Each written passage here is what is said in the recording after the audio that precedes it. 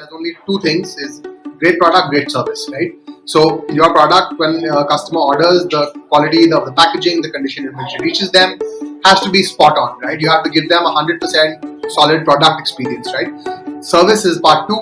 From the moment a person hits your website, places the order, checks out, the communication that they get via email, to the delivery, to them unboxing it, that entire piece has to be, solid.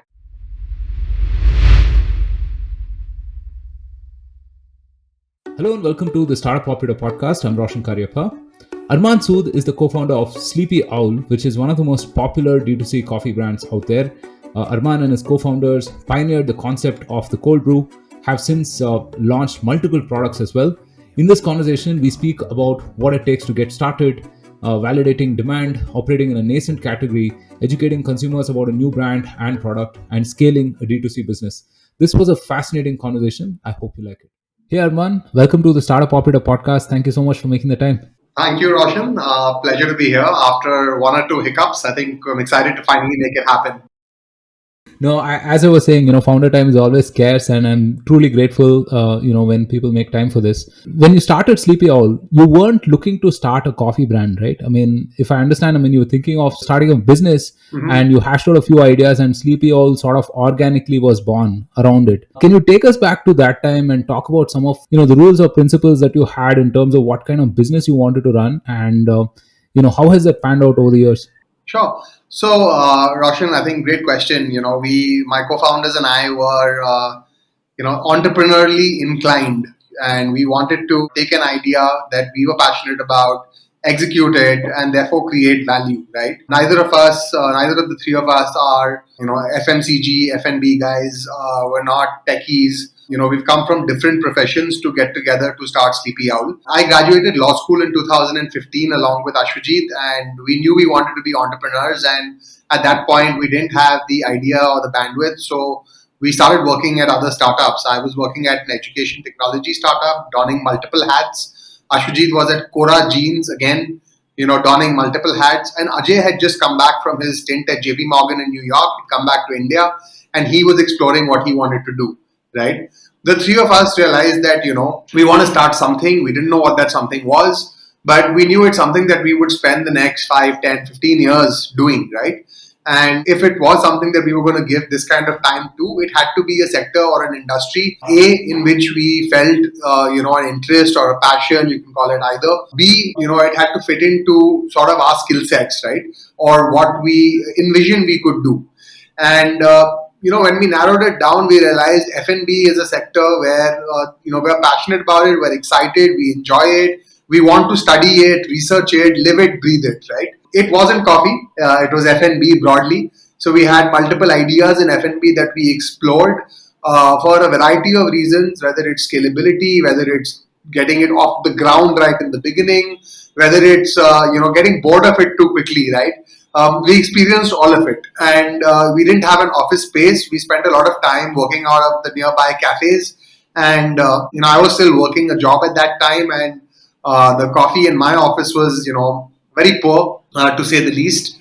And we realized that there is a gap between, as most office coffees are, yeah. But the problem that we didn't decide to solve, we never decided to solve the office coffee problem, but we realized that it was the in-home coffee market, that there was scope for some disruption in.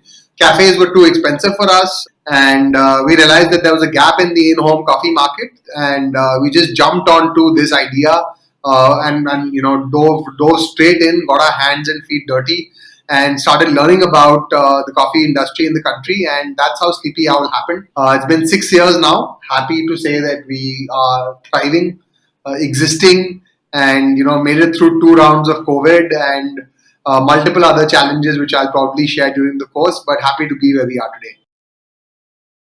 Awesome.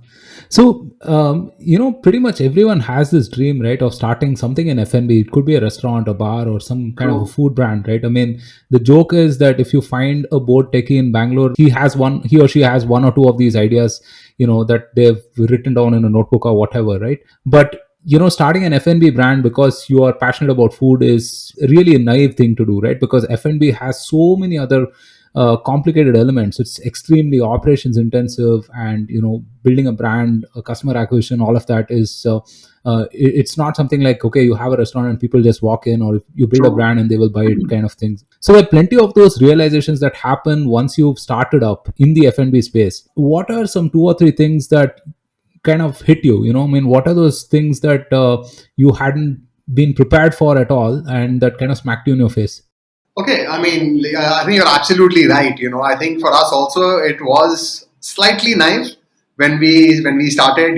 Saying that okay, F&B, coffee, we want to get into this space. We have no experience in F&B or FMCG, but we jumped right into it. Now I think maybe because we have perseverance, we are resilient, we managed to survive and continue to grow and thrive. Right? But you're absolutely right. I think number one, without any manufacturing experience or production experience or factory experience to set up an F&B production line, I think it's much easier said than done. Once we got into it, we started realizing the challenges in actually running a factory, in actually making sure your product is FSSAI compliant, food safe, legal metrology safe, right? There are tons of challenges, especially if you're manufacturing yourself. And when we started, there was no third party manufacturing. It was all done in house, and to set that up as outsiders was really really tough. And that was our first realization that okay, it's not fun and games. It's not cafe kholna hai. It's not a You dream that can't you can't you can't just mix portions in a jar and then like sort of brand it Yes, and I mean that's push it what out we there. did when we started, and it worked. It worked for that product for the first 2 years. But as we've scaled, as we've continued to grow, R&D, quality, safety, these things have proven to be extremely challenging, and we've had to talk to and employ the right resources, the right people to be able to help us execute this as well, right? So that is definitely something that I'd like to highlight and share. Second is if you're building a category, if you're doing something novel, new, or different, right? If your product and your offering is unique, getting consumers to change their habits and Hmm. adopt a new way of consumption is no easy feat, man. We were India's first cold brew coffee brand. The time and patience it has taken us to educate India on what cold brew is, what coffee is, how do you go about consuming it in a tea drinking nation or in a nation where slowly people are adopting right new habits. It's been an uphill task, and I feel we've succeeded to some extent to change habits and preferences, but never thought it would be so difficult to convince people to try something. I keep telling people it's coffee is very much like cigarettes or a certain alcohol, that you are hooked to that taste, you are addicted to it, you like that, and you will only switch if it makes real sense for you to switch to something else. You may try it, and of course we've had a lot of trials, but the challenging bit has been to get customers to stick to your brand, stick to your product, and we've done that through intense innovation, intense packaging innovation, intense product innovation, and maintaining a certain consistency and quality through our journey. Third, and the most important piece is that we started dreaming to be a direct to consumer brand, strictly direct to consumer, where our products were only available from our website. And we felt that was the best way to acquire customers, only because your website could be a platform to educate customers, right? Little did we realize that online consumption in India is growing, but it is far from where ideal, let's say, right? And we are now an omni-channel brand with presence in Horeca, which is hotels, restaurants, cafes, institutions, which is corporates, modern trade and general trade, marketplaces, Q-commerce, and our own website. So we are absolutely stretched across every possible touch point that a consumer may want to buy your product, and that is a reality that we now have to live with. That scaling strictly D2C and is very tough. So those are three things that I could think of. That make it very clear that you can't be a bored techie and dream of an F&B business and just do it. So it's much tougher than that. Yeah, fantastic. Plenty of threads that I'd like to pick up on, but over the last 6 years, of course, I mean you've understood this ecosystem a lot better, right? So, what is this coffee value chain like? If I understand correctly, 90% of our coffee or something like that is exported, Correct. right? So, yeah, how is coffee made? I mean, this kind of a scandalous question asking, that I'm asking because I'm from Coorg, I'm from the hotbed of coffee cultivation in India. But I do have a very superficial understanding of this. But what is this coffee ecosystem like, right? I mean, where is it produced? Who consumes it? How is it marketed? How is it sold, etc.? Perfect. So almost all of India's coffee is grown in Coorg and Chikmagalur and the surrounding regions in Karnataka and on the borders of Karnataka, Chennai, Karnataka, Andhra, and that is where most of our coffee is grown. I would like to acknowledge that there is some coffee growing now in the northeast, in Orissa as well, and it's picking up, in those regions as well. But primarily, coffee is grown in the south. All of India's best quality coffee is exported out because in the west and in other parts of the world, there is a premium that people are willing to pay for good quality Indian Arabica coffee. In India, because historically consumption was not as much or as nuanced, let's say, India's coffee is exported out. Coffee is actually one of the world's, in fact, the world's second most traded commodity after oil. So there's a lot of trading that happens in coffee, inter-country, inter-region, right? India, the per capita consumption for coffee wasn't much, so I don't blame, or there's, it's fine that it was all traded out. But it was in, let's say, I would say 2010 onwards is where coffee consumption and consumer habits began to evolve, and there was a demand for good quality coffee in India, right? There were brands that started picking up, great quality coffee, 100% Arabica coffee, and roasting coffee and selling, roasted and ground coffee to consumers in India. When we started Sleepy Owl, we were not convinced that there was enough demand for roasted and ground coffee that consumers would have to brew using equipment, right? We were youngsters ourselves, and we wanted a faster, quicker, more convenient option for coffee. But we were very clear that that convenient option cannot be instant coffee at that point in time, right? Instant coffee was primarily made with Robusta coffee, which is an inferior quality coffee that is used primarily by Nestle, Hindustan Unilever, so on and so forth. Of course, people are used to that taste because they've been having it for decades, right? But is it the tastiest? Is it the best? Customer preferences and our insights led us to the answer being no. So we were very clear when we launched, we want to launch with a very differentiated value proposition, a product that doesn't exist, but is freshly brewed and convenient at the same time.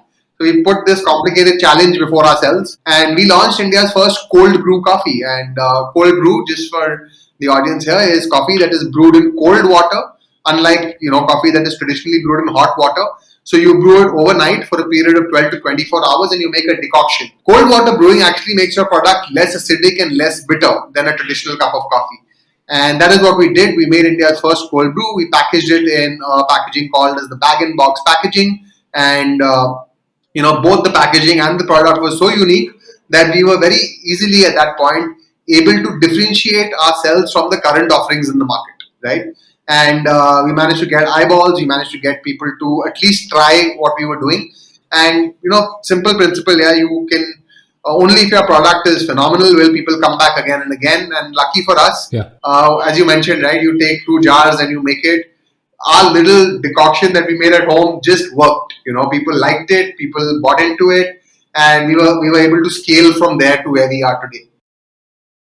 Yeah. So once you had this idea, you had to go out and test it, right? And validate if there was actually demand beyond the three or four of y'all. So what was that process like? How did you find the first 20, 30, 40 people? What were the questions you asked them? How did you record their experiences? And, what did you come back to the drawing table and do basically?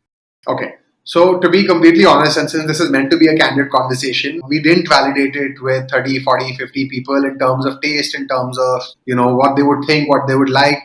I believe that consumers sometimes don't know what they want, right? And you have to bring it to them and give it to them. And it was only immediate family and a few friends that probably tried the initial versions of the recipes that we would make. But for us, we were very clear that we will make the product, we will package it in its final packaging, and we will launch it in one shot, right? So our hypothesis became that we will sell or we will procure enough material for 1,000 orders, 1,000 units of our product, right? And we had only one SKU at that time. So the actual launch became our hypothesis, where we said, okay, if we can sell 1,000 units quickly, we have a business on our hand. If not, we don't have a business on our hand, right? And the response to those 1,000 units in real actual setting of people coming and paying for it, right, was phenomenal. We actually sold out very quickly. We got rave reviews and good feedback on our product. And we said, okay, we're going to go all out and put in all our time and energy into scaling this product and therefore this brand. We didn't want to do closed hypothesis, closed testing in any form. Everything happened live, launched in the real world with real customers, real paying people. Of course, the initial sales came from us spamming everybody in our network, friends, family, friends of friends, every Facebook friend that I had. Everybody was sent a message saying please order, and like we managed to get a couple of hundred orders on the first 2 or 3 days of launch because people, I guess, are supportive, and at least our community was supportive of us doing what we were doing, and it just took off from there, man. Roshan, it just something that it clicked, and Awesome. and that's when I feel like sometimes you have to go with your gut. You don't necessarily need to rely on too many external factors. Yeah. No, I do believe that, there is some value in jumping with both feet in, right? Rather than kind of hedging and being a little non-committal in that sense, right? I mean, if you know that your idea is good enough, I think you should at least give it a shot, right? And now cold brew is again, not common in India. It's a new concept and you're a new brand. How do you go about educating consumers about this?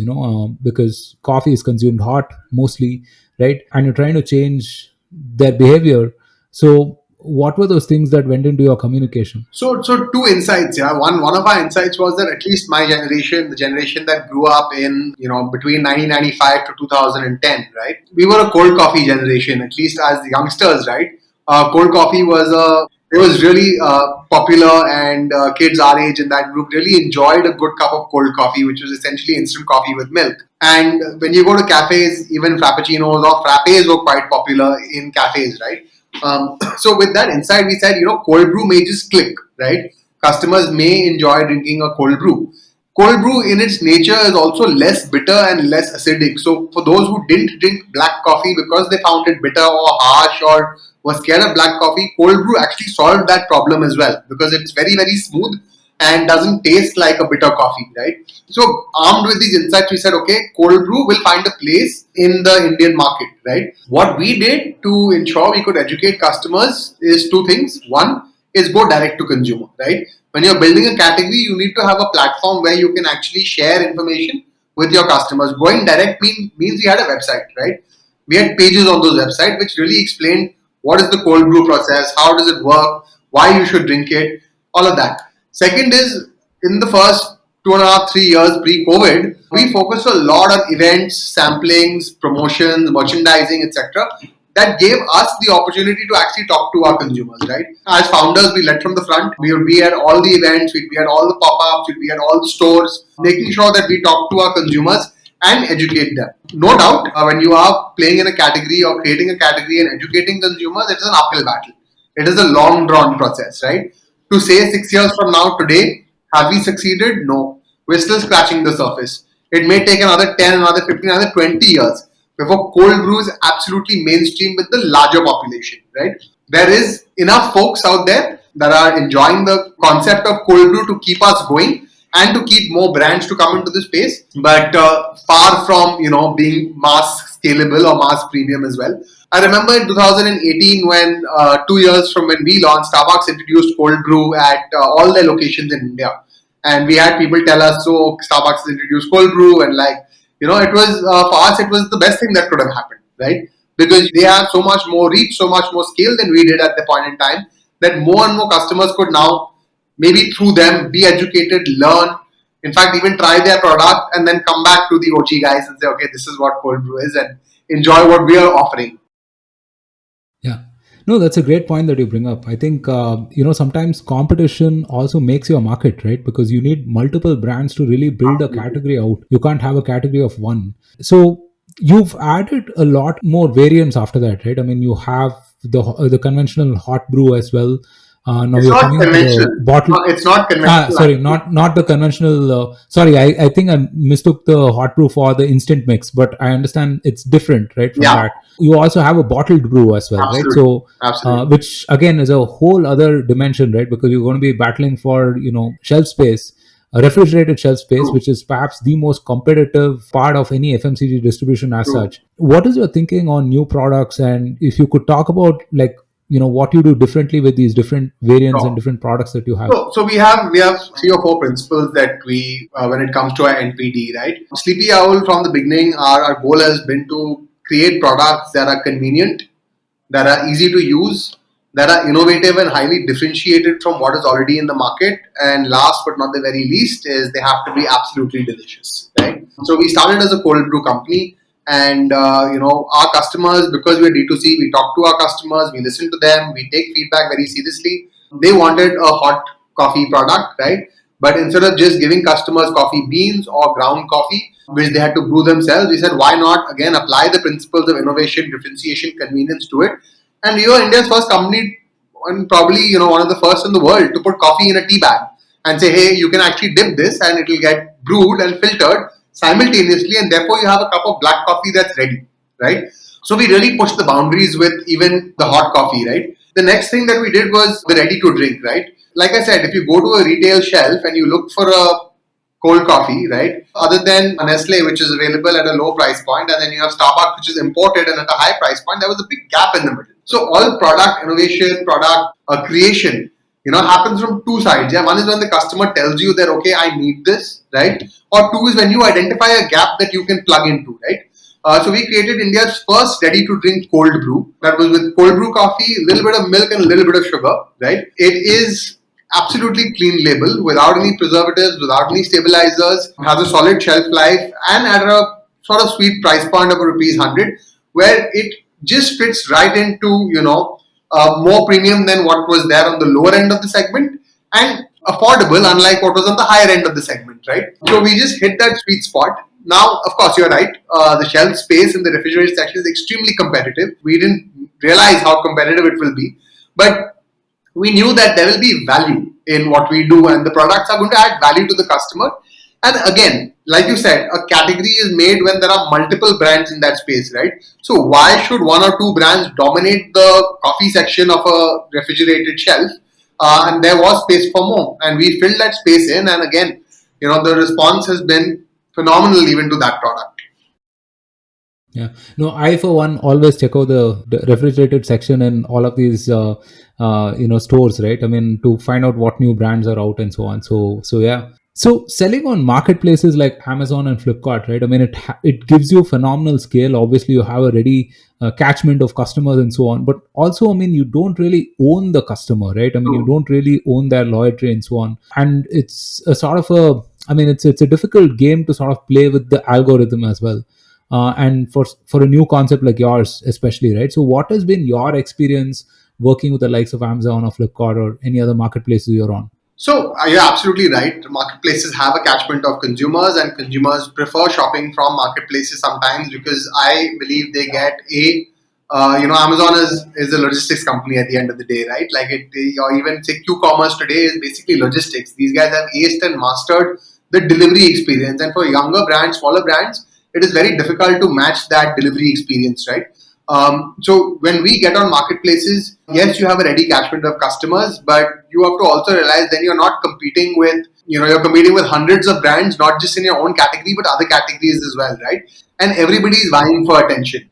So it's much, much more complicated than it seems. In fact, I met someone the other day who said Amazon is like a country, like a government, right? Where there are thousands of people on the inside, and due respect to them, and you need to maintain relationships with your category buyers, with people on the other side, right? So you can leverage the most out of the association, right? Just getting on Amazon and listing your products does not guarantee sales. There have to be interventions in terms of search marketing, in terms of display marketing, and that's how you're able to drive revenue. So yeah, it's been really, really tough on these platforms. It's been great, but it's also been really, really tough. But one should not just assume that, because these platforms exist, your product will sell. Yeah, for sure. I mean, it's not trivial by any measure, right? I mean, people often have that one example of an uncle's uncle cousin or someone who's selling some weird kind of handicrafts or or some kind of clothes or whatever, and really killing it on marketplaces. But there's a lot of science to it, and it is a lot of burn as well, right? So Absolutely. we've often talked about customer loyalty on the podcast, right? I mean, how do we keep customers coming back? Because it's a new concept. People might think it's novel. They might try it once and then they might forget about it, right? It's not like this is not habit forming in some sense. It's not like detergent that I have to buy periodically, or sugar or salt or whatever it is, right, that I have to buy periodically. In that scenario, how do you create customer loyalty for a brand like yours? What is the thinking? So two things. One is, I agree it's not a detergent or sugar or salt, but coffee is addictive, right? So if you manage to get someone hooked onto your taste or your format, right, chances are they may come back, right, and then they may come back again and again. So that's one thing about being in the coffee space that we're fortunate about. But yeah, goes without saying, Roshan, there's only two things: is great product, great service, right? So your product, when a customer orders, the quality, the packaging, the condition in which it reaches them has to be spot on, right? You have to give them 100% solid product experience, right? Service is part two. From the moment a person hits your website, places the order, checks out, the communication that they get via email, to the delivery, to them unboxing it, that entire piece has to be, solid, right? Yeah. So if product and service together are 10 on 10, that's when you won customer loyalty, right? Having said that, I think it's very important for founders to continuously touch base with their consumers, right? I still, if you were to go on Google right now and type Sleepy Owl and make a phone call, you'd reach me, right? So inevitably, 6 years on, I still try as far as possible to take as many calls, talk to as many customers, deal with as many issues. As much as that may suck into my, productive time, I think it's very, very important for us to, keep that human connection on, right? And I think that's really, really helped us, at least win brand loyalty, if nothing else. Right. How have you seen the consumer interests and consumer purchasing behavior change over the last like 6 7 years? Because you talk to these customers on a daily basis. You mentioned some interesting things, right? Like packaging matters, for example. Now, for someone like my dad, he couldn't care two hoots about what kind of package it came in. I will probably take notice, and then like my nephew will probably order because of that, right? And again, service really matters, right? Now, how much did my dad's generation expect from whatever they bought versus how much I expected versus how much the next generation expects, right? I mean, it's crazy. So I feel like consumers are spoiled for choice today. I mean, consumers are spoiled by the kind of service they get. How have you seen their consumer mindset change, and how their behaviors kind of have reflected that? So I think, with all due respect and all fairness, it's if a customer is getting great quality service, and now that great quality service can be, differs and varies from customer to customer. But I think as a brand, you set the standard, right? You want the customer to have a solid experience. You want to communicate well to the customer. You want to live up to the expectations that you set for them, right? So if I'm setting the expectation that my website delivers in 2 to 3 days, then 2 to 3 days it should be. It shouldn't be 4, 5, 6. And if it is, and the customer reaches out to you saying there's a delay, how do you handle that query? How do you respond to the customer? How do you repair that experience for them? What do you do for them? All of that is crucial. I don't think any brand is perfect. I don't think any business is 100% perfect. But you have to understand that it's all about promise and living up to that promise, right? So it's unfair when you say, okay, this is my promise, but you don't live up to it, right? So you have to, as a brand, be very conscious of the promises you make and then live up to those promises. As much as you say, okay, your dad may not care about the packaging, but you do, right? Again, the brand sets the standard. This is my standard, right? Even if the customer doesn't appreciate it, that's fine, right? But this is what you want to deliver, and then be consistent with that, right? I would rather get your attention to the packaging, than say, okay, I'll go with an average packaging because maybe your dad doesn't care. I don't think that's fair or that works, right? So you always over deliver, under promise, and over deliver. And on consumer habits and preferences and behaviors, I truly think that we're in the next generation of India where people are exposed to everything that is happening globally, thanks to social media, thanks to our awareness, thanks to open and transparent communication around the world. We are all aware. We are all in the know of what's going on, what people are consuming, what's cool, what's not, right? So people are a lot more ready to experiment and to try and go for new things and give new things a chance. So that's great to see. Right. And in terms of the business itself and scaling this business, right? I mean, you've just raised Series A 6.5 million, right? And I kind of see that scaling D2C is a lot more complex, right? I mean, because it's not a bits and bytes business. It's physical. It's atoms and molecules. You actually have to ship things from one to another. And this whole VC setup with the hyper growth expectation, right? I mean, that can kind of drive you. So how does that pair, I mean, because as much as we talk about quality and being close to the customer and service levels and so on and so forth, the other expectation of like going at breakneck speed, right? I mean, is just, I mean, it should put a lot of pressure on you, right? Yeah, it is. It is tough, Roshan, no doubt. I think, especially when you are again in a category creation play, right? With most of our products, we're creating categories. We've launched a premium instant coffee, which is an interesting take on what instant coffee should be like, and we've entered that market, which is an existing category, right? When we're playing in that category, we put our foot in there as well. I think it's as you grow, whether breakneck speed or not, right? Your fundamentals have to be very clear. You have to be clear on your product, on your offering, on your service, because ultimately in the long run, I don't think anyone will. And if you want to be a brand that lasts for decades and not years, then you have to ensure that principally you're doing the right things. Yes, there is an expectation to grow and grow fast, but I don't think it should ever come at the cost of your customer or at the cost of your values or ethics. So no shortcuts, no games, because those things catch up to you. So you got to do things the right way, and I think principally, among the founders and our team, we're very very clear on our values and how we want to do this. And of course, a part of it is you look around you and there is so much uncertainty, so much ambiguity in our day to day, right? But I think you got to. We knew this getting into this journey, so we're prepared for it, and we are continuously preparing for, hoping for the best, preparing for the worst. Right. And what is your experience of, let's say, venture studios, the Thrasio types of folks, right? I mean, we have Mensa brands and bunch of them here in India as well, right? Who kind of commit to a shared infrastructure, shared expertise and economies of scale and so on, right? I mean, do they really help individual brands in scaling, and to what degree? So I'm very very sure they do. They exist for a reason, right? They definitely help individual brands scale. From what I've heard and who I've interacted with, I think it's definitely it's good that they exist and what they're doing and how they help entrepreneurs. As of now, it doesn't seem like that's for us because we're at a scale where I think or the trajectory we want to go in or the path that we want to pursue, right? They're slightly different. I think this mostly applies to brands that are larger on Amazon or Flipkart or marketplaces.